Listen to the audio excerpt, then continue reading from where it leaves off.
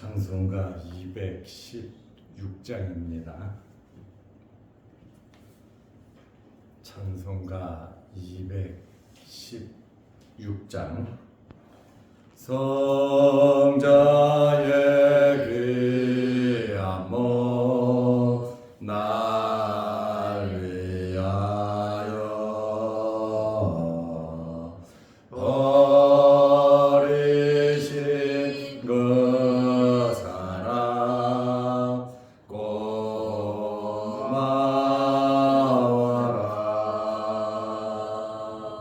내 머리 숙여서 주님께 빌는 말 나 무엇 주님께 바칠까.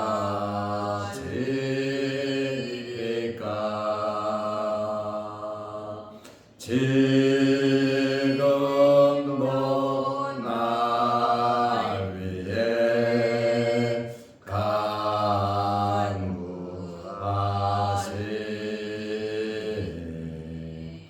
이 어떤 믿음이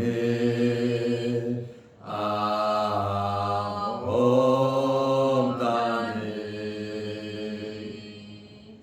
주님의 장사라 놀랍고 놀라워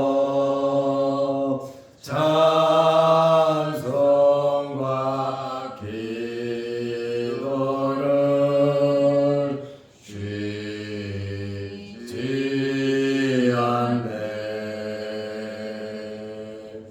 주님의 십자가 나도 지고 신실한 믿음과 마음으로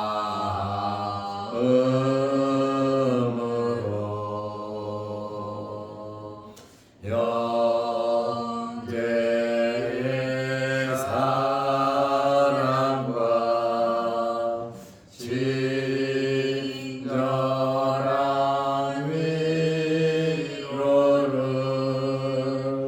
위로를 네게 나 베풀게 하옵소서. 만 가지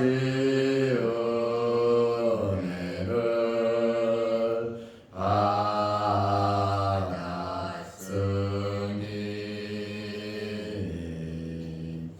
내 평생 슬프나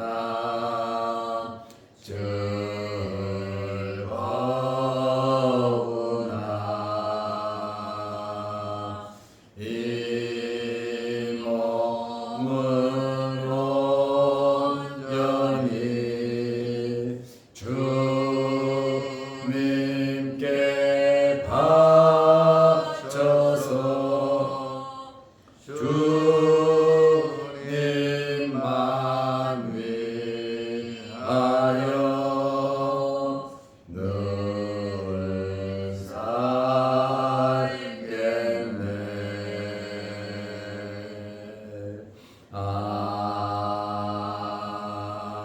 아멘. 사도신경으로 우리의 신앙을 고백하겠습니다. 전능하사 천지를 만드신 하나님 아버지를 내가 믿사오며 그 외아들 우리 주 예수 그리스도를 믿사오니 이는 성령으로 잉태하사 동정녀 마리아에게 나시고 본디오 빌라도에게 고난을 받으사 십자가에 못 박혀 죽으시고 장사한 지 사흘 만에 죽은 자 가운데서 다시 살아나시며 하늘에 오르사 전능하신 하나님 우편에 앉아 계시다가 저리로서 산 자와 죽은 자를 심판하러 오시리라. 성령을 입사하며 거룩한 공회와 성도가 서로 교통하는 것과 죄를 사하여 주시는 것과 몸이 다시 사는 것과 영원히 사는 것을 믿사옵나이다. 아멘. 하나님의 말씀 요한복음 5장 44절에서 47절 말씀까지 보겠습니다. 너희가 서로 영광을 취하고 유일하신 하나님께로부터 오는 영광은 구하지 아니하니 어찌 나를 믿을 수 있느냐? 내가 너희를 아버지께 고발할까 생각하지 말라. 너희를 고발하는 이가 있으니 곧 너희가 바라는 자 모세니라. 모세를 믿었더라면 또 나를 믿었으리니 이는 그가 내게 대하여 기록하였음이라. 그러나 그의 글도 믿지 아니하거든 어찌 내 말을 믿겠느냐 하시니라. 아멘. 47절 말씀까지 보았습니다. 하나님의 영광을 구하지 않는 유대인들에 대해서 말씀을 드리려고 합니다. 요한복음 5장 44절에 너희가 서로 영광을 취하고, 여기 너희는 유대인들을 가리킵니다. 특별히 랍비들을 가리키는데, 지도자들인데 서로 경쟁하듯이 자기의 영광을 나타낸다라는 그러한 말입니다. 유일하신 하나님께로부터 오는 영광은 구하지 아니하니 어찌 나를 믿을 수 있느냐. 예수님께서 지금 계속해서 말씀하신 대상은 유대인들입니다. 유대인들의 삶의 목적이 있습니다. 유대인들의 삶의 목적은 하나님께 영광을 돌리는 겁니다. 하나님께서 그들을 선택하고 그들에게 말씀을 주고 성전을 주고 아브라함의 자손의 징표로 할례까지 주는, 이렇게까지 하나님께서 유대인들에게 해 주신 것은 하나님께 영광을 돌리고 하나님을 찬양하라고 이러한 은혜를 주셨습니다. 그런데 이들은 사람의 영광을 취했습니다. 서로 경쟁하듯이 자기가 높아지고 자기들의 가르치는 것이 제대로 된 것임을 나타내면서 모든 영광 자신들이 받았습니다.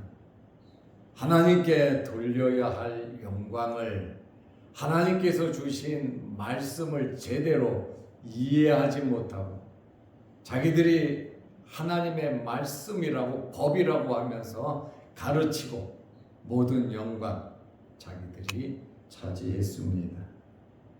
율법을 연구하고 가르치는 유대인들이 당연히 하나님의 영광을 구하여야 하는데 자신들의 영광을 구하였습니다. 이들은 성경을 연구하고 율법을 준수하는 그것이 자기들을 나타내는 것으로 삼았습니다. 다시 말하면 형식주의에 빠졌다고 하는 그러한 말씀입니다. 칼빈은 이러한 자들에 대해서 뭐라고 말을 했습니까? 믿음의 문은 세속적인 영광을 구하는 헛된 욕망에는 결코 열리지 않는다, 이렇게 칼빈은 말을 했습니다.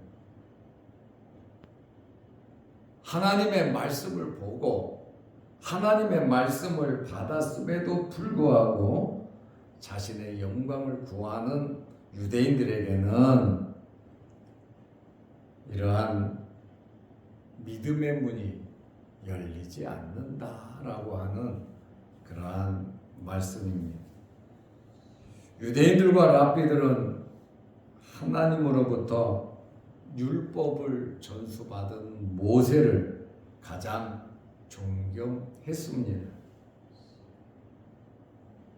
그리고 이들은 이 율법이 구원의 도리인 줄로 믿었습니다.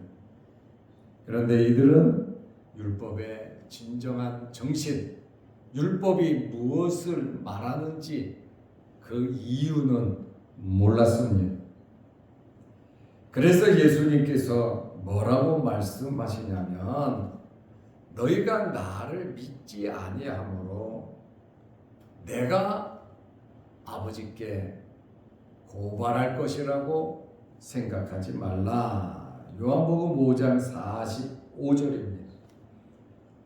너희를 고발하는 이가 있으니 곧 너희가 바라는 자 모세니라. 이렇게 예수님께서 말씀하셨습니다. 모세를 믿었다면, 모세를 존경했다면 모세 자체에, 율법을 받은 그 자체에 열광할 것이 아니라 그가 받은 말씀 속에 들어가고 말씀의 의미를 알아야 한다. 그 말씀입니다. 이스라엘 사람들이 세례 요한이 나타나니까 세례 요한에게는 열광했으나 요한이 전한 말씀 메시지에는 관심이 없었던 것과 똑같습니다. 그래서 예수님께서 하시는 말씀이 요한복음 5장 46절에 너희가 모세를 믿었더라면 또 나를 믿었으리라.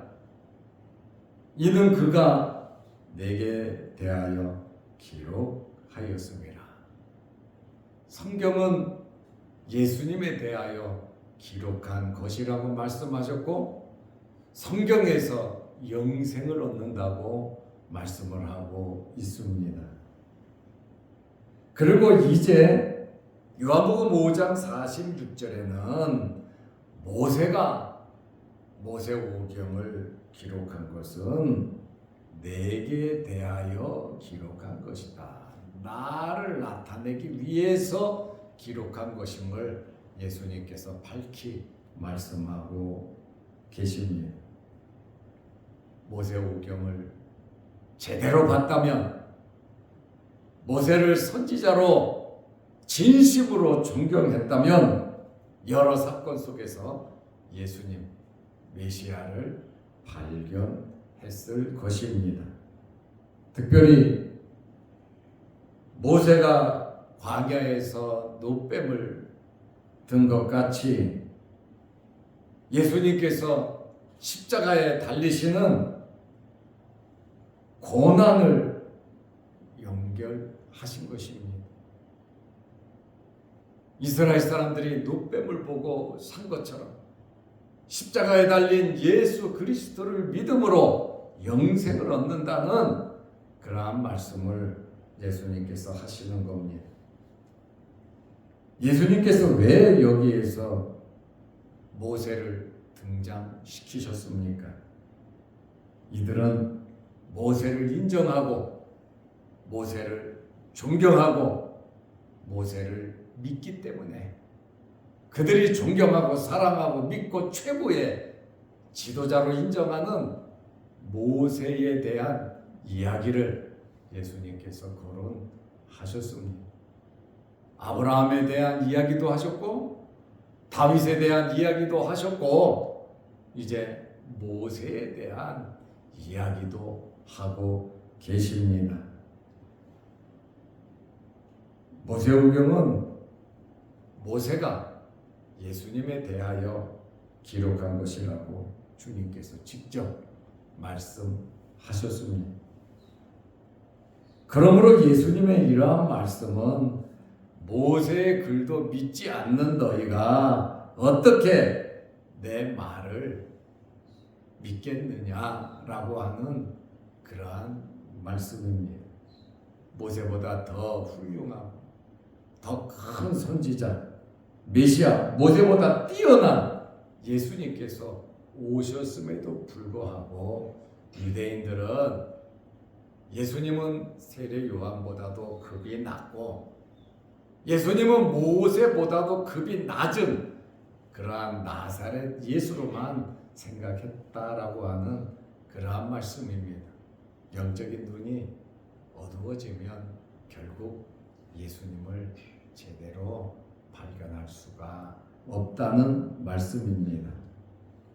그래서 예수님께서 요한복음 5장 47절에 그러나 그의 글도 믿지 아니하거든. 유대인들은 이 율법을 생명같이 여기거든요. 사두개인들은 다른 성경은 안 믿어도 모세오경은 믿었거든요. 그들은 이 율법을 생명같이 여겼는데 예수님께서 하시는 말씀은 너희는 그의 글도 믿지 아니하거든. 정말 이것은 유대인들에게 충격적인 말씀이에요. 그들의 생명은 모세오경 율법에 걸었단 말이죠. 오로지 자기들의 생명은 여기에 있다는 거예요. 그리고 자기들에 대한 이 율법에 대한 자부심이 그들에게 대단히 있었거든요. 그런데 예수님의 말씀을 너희는 그의 글도 모세오경도 믿지 아니했다. 자기들은 100% 믿고 하나도 틀음이 없이 지키며 살았다고 자부하는데 예수님의 말씀은 충격적인 말씀이에요. 그의 글도 믿지 아니하거든 어찌 내 말을 믿겠느냐 하시니라. 여기 글이라고 하는 것은 기록된 문자를 의미합니다. 모세오경입니다. 말은 그리스도의 살아있는 생명의 말씀을 의미합니다. 모세의 글은 생명력을 잃은 문자로서 사람들의 죄를 폭로하고 메시아를 바라보게 하는 목적이 있습니다. 유대인들은 자칭 모세의 제자로 생각하고 있습니다.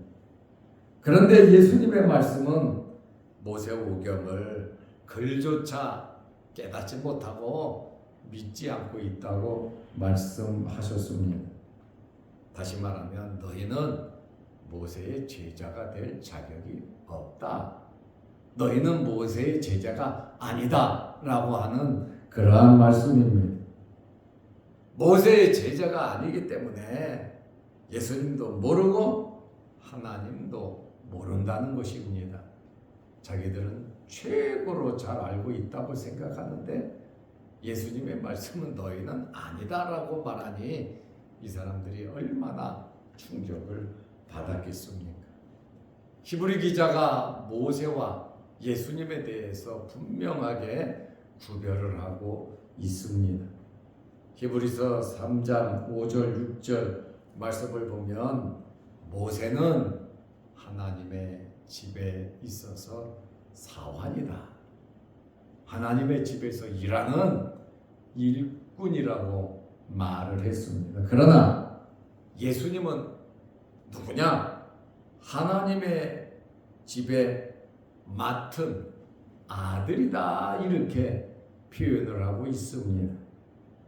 집의 사환과 아들과 어떻게 비교할 수 있겠습니까?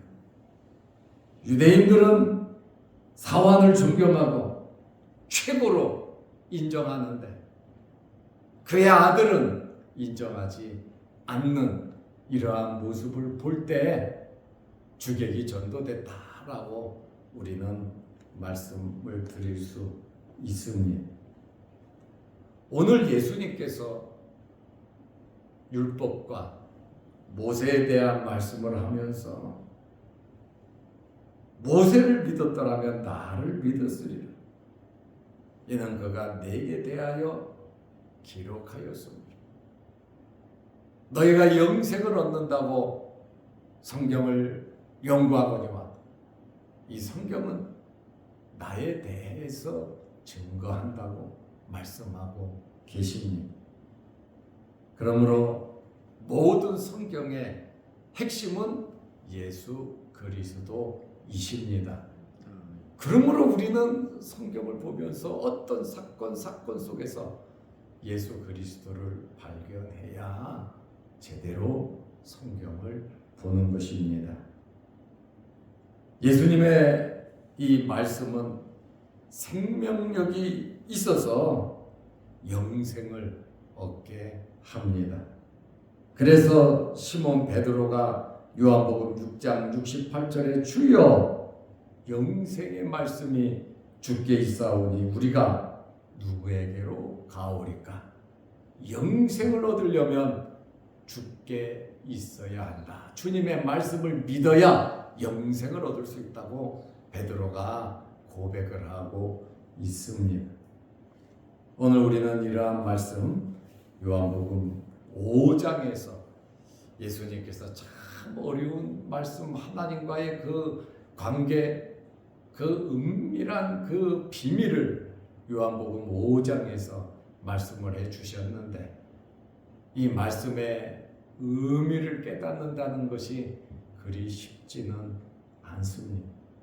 그러나 한 가지 확실한 것은 세례 요한도 예수 그리스도를 증거했고 하나님도 예수 그리스도를 증거했고 성경도 예수 그리스도를 증거했고 모세도 예수 그리스도를 증거하고 있다. 그러므로 하나님의 마음의 중심에는 누가 있냐? 예수 그리스도가 있다는 겁니다. 세례 요한과 모세가 전한 그 말씀의 핵심이 무엇이냐? 바로 예수 그리스도라고 하는 그러한 말씀입니다.